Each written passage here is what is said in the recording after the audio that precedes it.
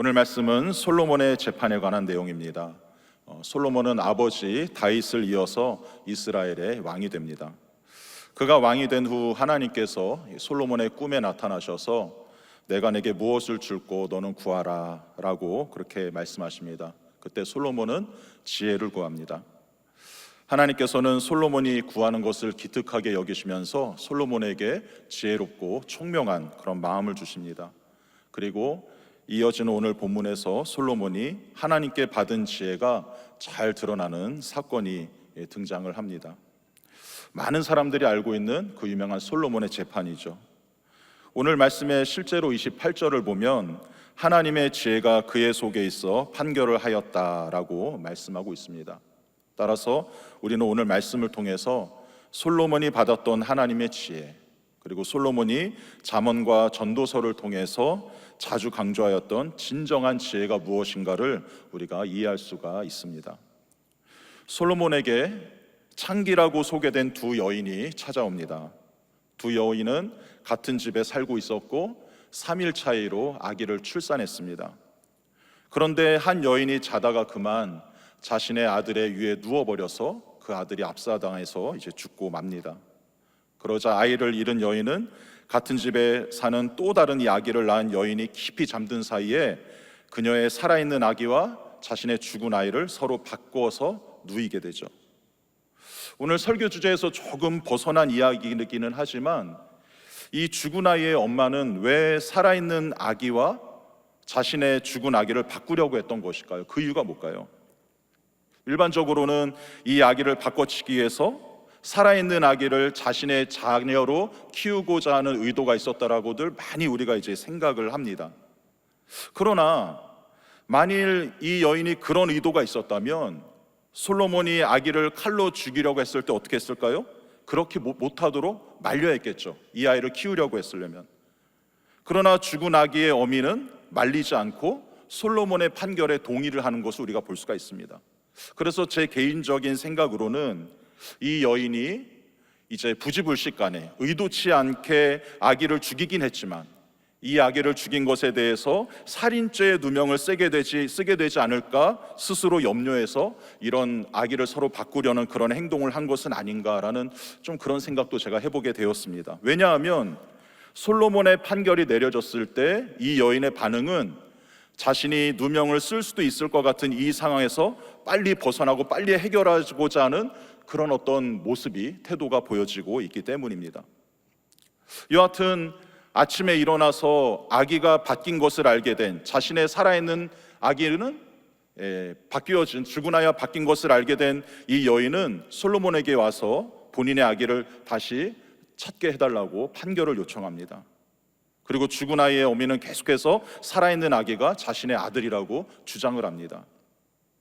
이 두 여인이 살아있는 아기가 자신의 아들이라고 계속해서 쟁론을 하자 솔로몬이 나서서 한 가지 명령을 내립니다.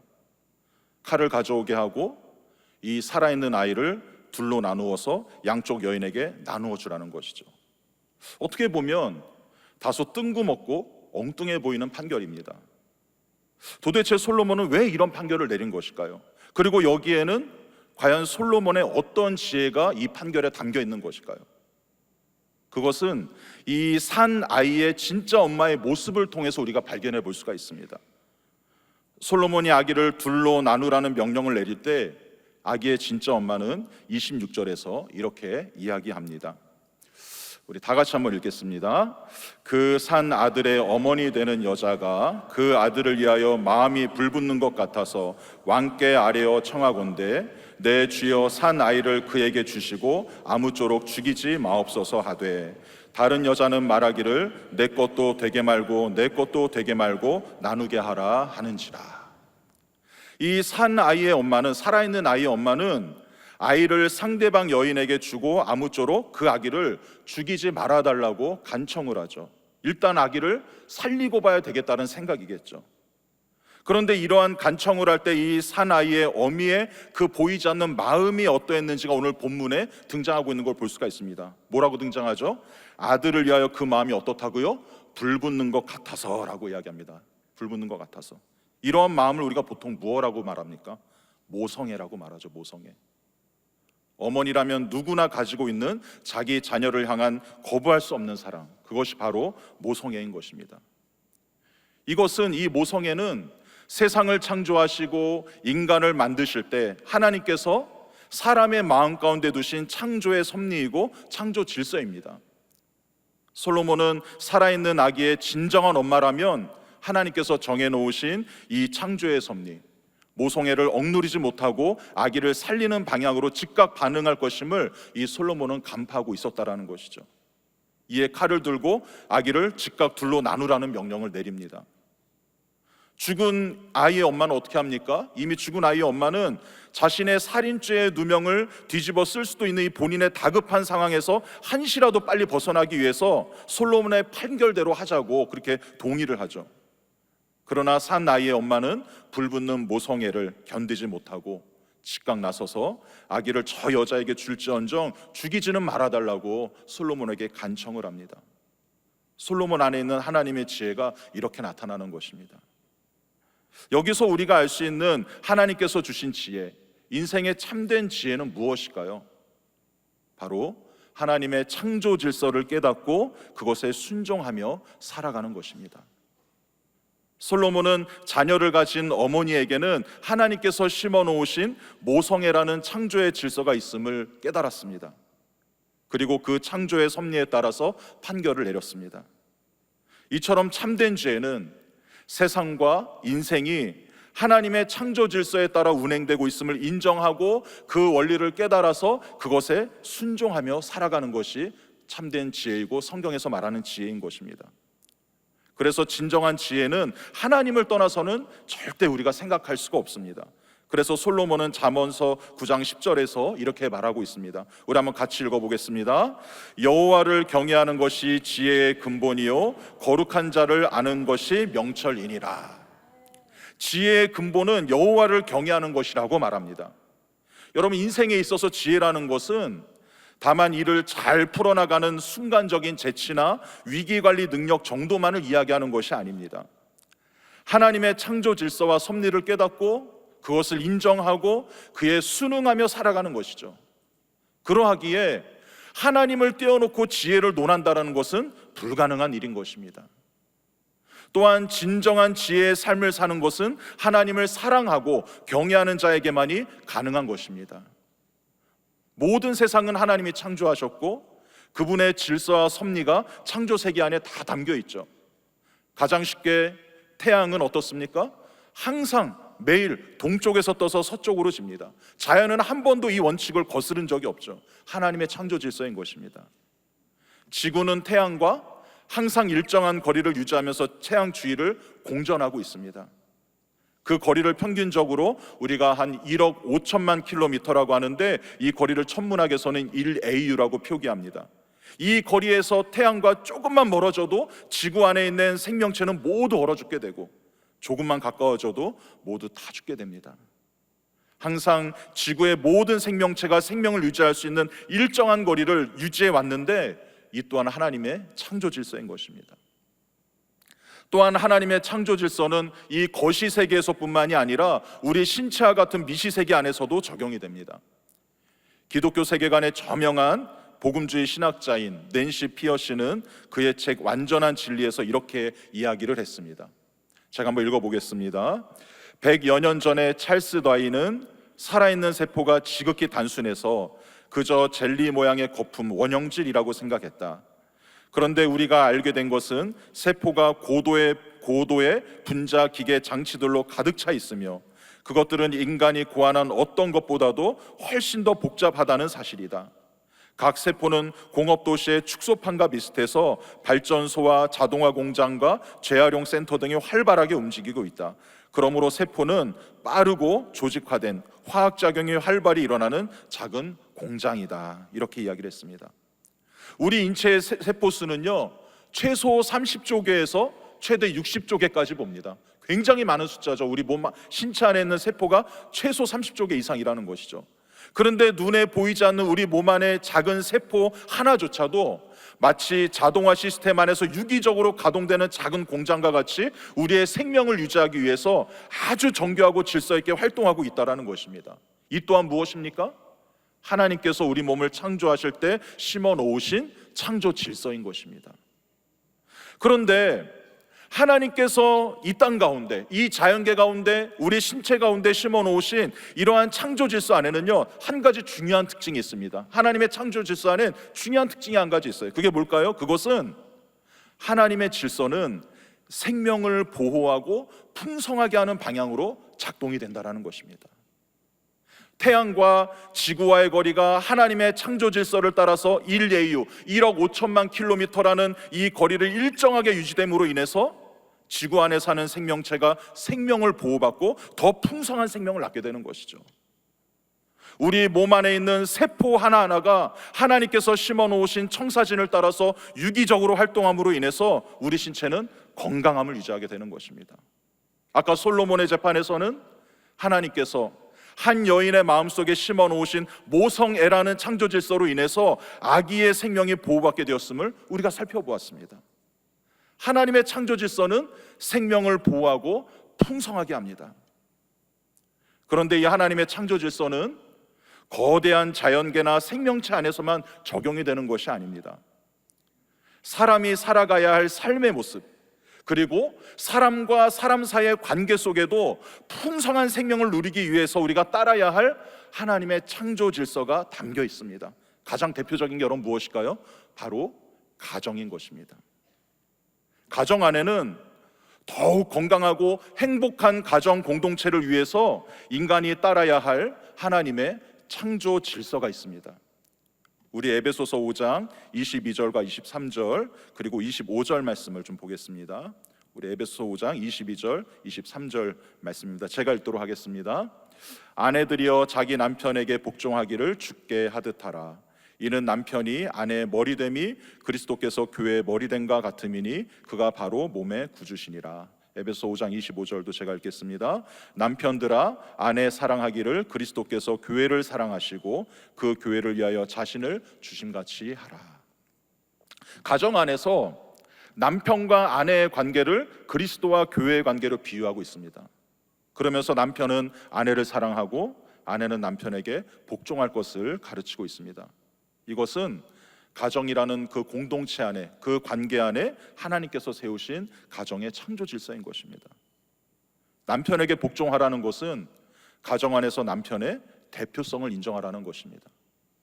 그래서 남자가 한 가정의 가장이 되는 것은요, 어떤 유교적인 전통에서 나온 것이 아니라 지극히 성경적인 것이고 창조 질서에 여러분 해당하는 것입니다. 남편은 가정 공동체를 올바른 방향으로 이끌어가야 할 책임이 있고 가정에서 발생하는 대소사의 중요한 결정권자입니다. 이것은 무슨 높고 낮음에 관한 우열의 문제가 아니라 하나님께서 가정의 창조 질서 속에 정해놓으신 역할인 것입니다. 하나의 역할인 것이죠. 그러나 남편은 이 가정의 문제를 결정함에 있어서 본인이 대표성을 가지고 있다고 해서 독단적으로 일을 진행해서는 안 됩니다. 반드시 아내의 의견을 경청하고 존중해야 됩니다. 왜 그럴까요? 왜냐하면 하나님께서 아내를 남편의 돕는 배필로 정하셨기 때문입니다. 이는 남편이 가정을 올바른 방향으로 인도해 가기 위해서는 아내의 도움이 반드시 필요하다는 것을 의미합니다.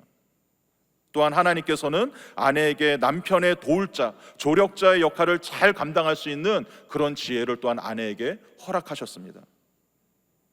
하나님께서는 남성에게 가장의 역할을 잘 감당할 수 있도록 힘과 강인함 그리고 상황을 넓게 볼 수 있는 시야를 남성에게 주셨죠. 그럼 여성은 시야가 좁단 말이냐? 그런 말은 아니고 여성에게는 상황을 디테일하게 볼 수 있는 섬세함을 주셨고 사고의 유연함을 주셨습니다. 하나님이 주신 남성과 여성의 강점인 것입니다. 그래서 누가 헤어스타일이 좀 바뀌거나 안경 하나만 바뀌어도 여자분들은 그 특유의 섬세함으로 인해서 금세 알아차리고 칭찬을 하죠. 근데 남자들은 그걸 잘 못합니다. 그래서 남편이 나 머리에 힘준 거 못 알아본다고 해서 우리 여성분들 너무 서운해하지 마시기 바랍니다. 잘 못 보는 게 하나님의 창조 질서 때문인가 보다라고 생각하시면 마음이 한결 여러분 편해지실 것입니다. 참고로 저는 잘 보는 편입니다. 보통 우리가 여자분들에게는 특유의 감이 있다 혹은 특유의 촉이 있다라는 이야기를 하지 않습니까? 많이 들어보셨죠? 이로 인해서 이유는 잘 모르겠습니다만 남편들이 가끔 간담이 서늘해질 때가 있습니다. 하나님께서 남편과 아내가 각자의 역할을 잘 감당할 수 있도록 창조 질서를 따라 맞춤형의 강점을 두신 것입니다. 가정의 대표성의 역할, 그리고 가정의 돕는 배필의 역할을 서로 그 역할을 잘 감당할 수 있도록 하나님께서 남성에게, 여성에게 각자의 역할을 잘 본분을 감당할 수 있는 강점을 두신 거예요. 이것은 절대 성차별도 아니고 성인지 감수성의 문제가 있는 것도 아닙니다. 가정을 건강하게 하고 행복을 누리도록 하기 위해서 하나님께서 허락하신 창조 질서인 것입니다. 그러하기에 남편은 아내의 의견을 무시하거나 독단적으로 일을 결정해서는 절대 안 됩니다. 돕는 배필로서의 아내의 역할을 인정하고 그의 지혜에 귀를 기울이시기를 바랍니다. 남성분들 아멘 해야 되지 않겠습니까? 그것이 오히려 남편의 가장으로서의 권위가 서는 일이고 가정이 윤택하고 평안해지는 지혜의 길인 것입니다. 반대로 아내는 뭐 해야 돼요? 하나님께서 허락하신 탁월한 그 지혜가 남편의 가장으로서의 권위와 대표성을 인정하는 가운데 그 지혜가 드러나도록 하는 게 지혜인 것입니다. 남편이 좀 부족하다고 해서 무시해버리고 내가 두 팔 걷어붙이고 나서려고 하면 결국 둘 다 불행해집니다. 여성분들 아멘이죠? 예. 부족해도 하나님의 창조 질서를 따라 자꾸 세워줘야 합니다. 그래서 현재의 가장인 남편과 미래의 가장이 될 아들들을 많이 우리 아내분들은 칭찬하고 격려해 주시기 바랍니다. 남편이 요즘 직장에서 너무 힘든 프로젝트가 있었는데 나 간신히 해냈어 라고 이야기하는데 당신만 힘들어? 남들도 다 힘들어. 그러면 아직 하나님의 창조 질서를 깨닫지 못한 것입니다. 이후로 집안에서 남편과 대화하기가 어려워질 가능성이 굉장히 높습니다. 남자들이, 아들들이 그런 이유를 하는 그 이면의 숨은 의도를 보셔야 됩니다. 왜 그런 얘기 할까요? 나 힘들어, 나 칭찬해달라고, 격려해달라고 하는 것이죠. 거기서 남자들은 자존감이 높아지고 대화의 문이 열리며 가장으로서의 본분을 힘있게 감당하는 것입니다. 남자도 많이 칭찬해 주시기 바랍니다. 제가 한 번은 한 성도님 가정을 신방하는데 아들의 신앙 문제로 인해서 고충을 털어놓으셨습니다. 이 아들이 어렸을 적에는 주일학교를 잘 다녔다고 합니다. 그러다가 청년이 되면서 교회를 안 나가기 시작했는데 아들에게 교회 가자고 하면 자꾸 이 아들이 뭐 하냐면 엄마한테 이상한 질문을 한다는 것입니다. 그것도 대답하기 곤란한 질문. 교회는 왜 헌금 내라고 해? 하나님은 선악과 왜 만들었어? 이순신 장군은 천국 갔어 안 갔어? 하면서 질문을 하는데 자신이 어찌어찌해서 답을 찾아다가 이야기해주면 그게 설득이 되어서 아들이 교회를 나오는 것이 아니라 또 다른 질문을 찾아와서 곤란하게 하고 교회 가는 것을 자꾸 회피하더라는 것이죠. 그래서 이거 어떻게 하면 좋겠냐고, 이번에 또 이런 질문했는데 뭐라고 이 아들에게 대답하면 좋겠냐고 저한테 물으셨습니다. 그때 제가 이런 대답을 했습니다. 집사님, 아드님 질문에 계속 답을 주셔도 그걸 깨달았다고 해서 아들이 교회 나올 확률은 굉장히 희박합니다. 다음번에 아들이 질문을 하면 이렇게 반응을 해보세요. 야, 너는 어떻게 그런 질문을 할 줄 아냐? 너 정말 통찰력 있고 생각하는 게 남다르다. 야, 난 그런 질문 평생 못 들어봤다. 그리고 기도하는 마음으로 칭찬하고 세워주는 반응을 하면 머지않아 못 이긴 척하고 아들이 교회를 나오게 될 것입니다 라고 답을 했습니다. 제 답이 맞나요? 틀리나요? 맞죠? 이해하시죠? 예. 그렇다면 남편은 아내에게 어떻게 해야 될까요? 남편은 아내에게 오늘 말씀에 예수 그리스도께서 교회를 위해 자신의 생명을 주신 같이 아내를 사랑하라고 말씀하고 있습니다. 그 사랑은 아내를 존중하는 공감과 경청에서부터 그 사랑은 시작되셔야 됩니다. 갑자기 여러분들 아내에게 생명 가치를 막 사랑할 막 그런 일들이 갑자기 생기진 않잖아요, 그죠? 예. 그 사랑은 공감과 경청에서부터 시작하셔야 돼요. 남자의 힘과 권위로 군림하려 하지 말고 오히려 안정감을 느끼게 하는 넉넉한 울타리 역할을 해줘야 됩니다. 그리고 마음을 나누는 대화, 소통을 통해서 우리 아내분들이 내가 존중받고 사랑받고 있다는 자존감을 느끼도록 해주셔야 하는 것입니다. 이처럼 가정 안에는 부부를 비롯한 가족 구성원 간에 감당해야 될 역할들이 있습니다. 그리고 서로를 세워주기 위해서 중점을 두고 서로 섬겨야 될 내용들이 있습니다.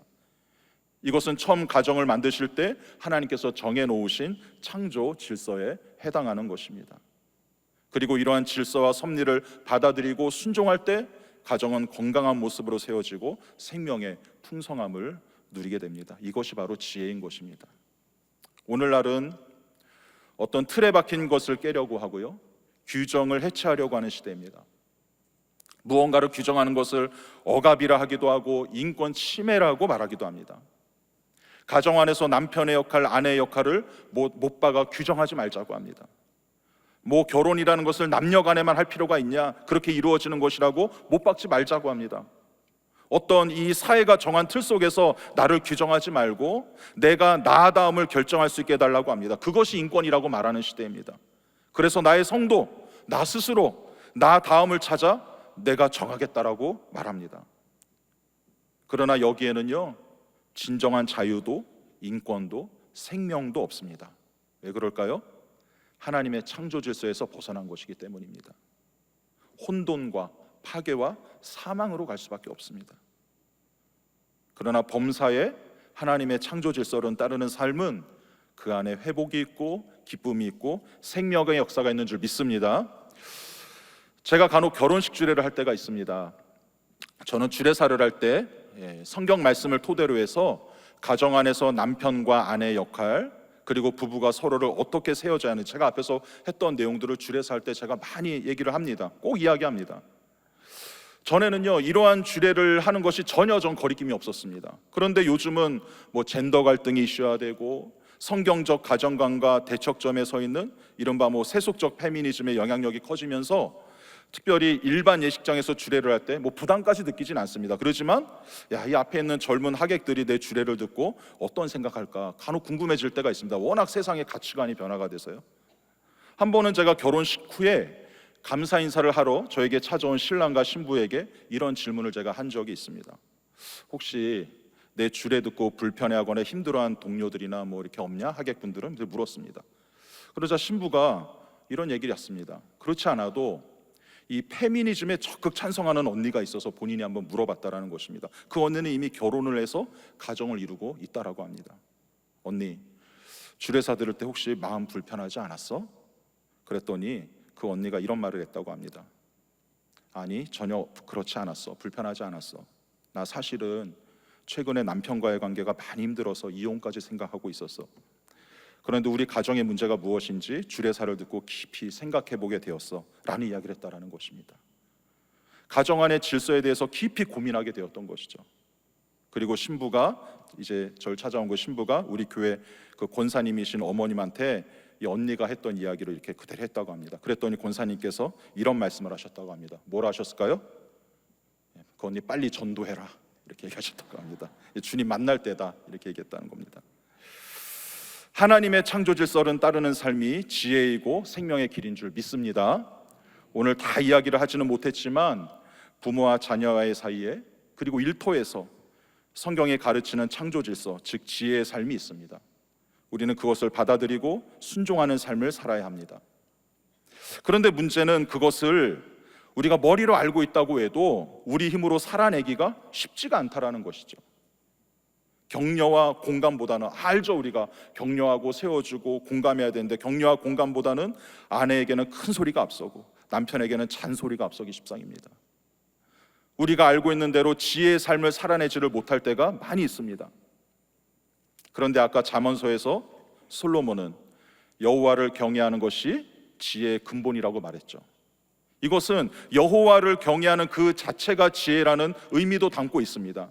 그러나 우리가 하나님의 창조 질서를 따르는 지혜의 삶을 사는 능력도, 그렇게 살 수 있는 힘도 어디서 나오냐? 여호와를 경외함에서 나온다라는 의미도 이 안에 담겨 있는 것입니다. 우리 갈라디아서 5장 22절 23절 말씀을 좀 보시겠습니다. 갈라디아서 5장 22절 23절 우리 잘 아는 말씀인데 우리 한 목소리로 다 같이 읽겠습니다. 시작. 오직 성령의 열매는 사랑과 희락과 화평과 오래 참음과 자비와 양성과 충성과 온유와 절제니 이 같은 것을 금지할 법이 없느니라. 아멘. 우리가 잘 알고 있는 성령의 9가지 열매죠. 그런데 여기서 이 9가지 열매를 보면서 우리가 유의해서 봐야 할 것이 있는데, 이 성령의 열매들은 열매들이 아니라 열매입니다. 복수가 아니라 단수라는 의미입니다. 그러니까 하나의 열매가 하나인데 그 하나의 열매 안에 이 9가지의 특성이 다 담겨 있다는 의미입니다. 사랑의 열매 따로, 희락의 열매 따로, 화평의 열매 따로가 아니라 하나의 열매 안에 이 9가지의 특성이 다 담겨 있다. 그리고 그 9가지의 특성 중에 사랑이 가장 앞서 나오고 있는 것을 우리는 주목해 볼 필요가 있습니다. 이게 무슨 의미일까요? 이런 의미입니다. 제가 대학생 때 한 친구가 있었습니다. 그 친구는요, 평소에 매우 추레하게 하고 다녔습니다. 머리도 잘 안 감고 면도도 잘 안 하고 옷차림새도 단정하지 못했습니다. 그리고 성격도 되게 날카롭고 예민한 편이었습니다. 그런데 이 친구가 어느 날 갑자기 머리를 단정하게 빗고 면도도 깔끔하게 하고 옷도 잘 입기 시작했습니다. 그리고 표정이 밝아지고 주위에서 뭐라 해도 성인군자처럼 허허 웃기만 했습니다. 이 친구가 갑자기 왜 이렇게 변했을까요? 왜 변했을까요? 사랑을 하기 시작한 것입니다. 사랑하니까 사람이 단정해지고 기쁨을 감출 수 없고 성격이 온유해지고 관대해지게 된 것입니다. 사랑하니까 이런 좋은 모습들이 동시다발적으로 마치 하나로 묶여있는 것처럼 나타나기 시작한 것입니다. 우리가 어떻게 의무가 아닌 자발적인 헌신과 기쁨으로 창조 질서를 따르는 지혜로운 삶을 살아갈 수 있게 되는 것일까요? 창조 질서의 주인이신 하나님을 사랑하면 되는 것입니다. 하나님을 인격적으로 알아가고 만나고 사랑하는 일에 힘쓸 때 우리는 남편을 세워주고 아내에게 공감해 줄 수 있는 넉넉한 마음의 용량을 갖게 되는 것입니다. 가정과 일터와 모든 범사의 삶에서 점점 더 하나님의 창조 질서를 따르는 지혜로운 삶을 살게 됩니다. 방금 말씀드렸던 그 친구는 6개월이 지나자 다시 머리를 안 감고 수염을 안 깎고 성격이 예민해지기 시작했습니다. 동시다발적으로 그런 모습들이 또 나타났습니다. 왜 그랬을까요? 헤어진 것입니다. 오늘 우리는 솔로몬의 지혜로운 재판을 통해서 지혜가 무엇인가 살펴봤습니다. 지혜란 하나님의 창조 질서를 깨닫고 그에 순종하며 살아가는 것입니다. 그러하게 진정한 지혜는 하나님을 경외하는 자만이 누릴 수 있는 것입니다. 그리고 하나님의 창조 질서를 따르는 삶은 생명을 보호하고 풍성한 생명의 열매를 맺게 합니다. 이 하나님의 창조 질서를 따르는 지혜로운 삶을 통해 범사의 풍성한 생명의 은혜를 누리시는 저와 우리 모든 성도님들 되시길 바랍니다. 기도하시겠습니다. 하나님 아버지, 하나님을 경외하는 자에게 세상이 알 수 없고 사람의 노력으로 얻을 수 없는 하늘의 지혜를 허락해 주시니 감사드립니다. 우리의 삶의 전 영역에서 하나님의 창조 질서를 따르는 지혜로운 삶을 통해 풍성한 생명의 열매를 맺게 하시고 하나님의 영광을 나타내게 하옵소서. 우리의 노력만으로는 온전한 지혜의 삶을 살 수 없음을 고백합니다. 하나님을 더욱 사랑하고 기뻐함으로 창조 질서에 순응하는 지혜자의 삶을 살게 하여 주옵소서. 존귀하신 예수 그리스도 이름으로 기도합나이다. 아멘.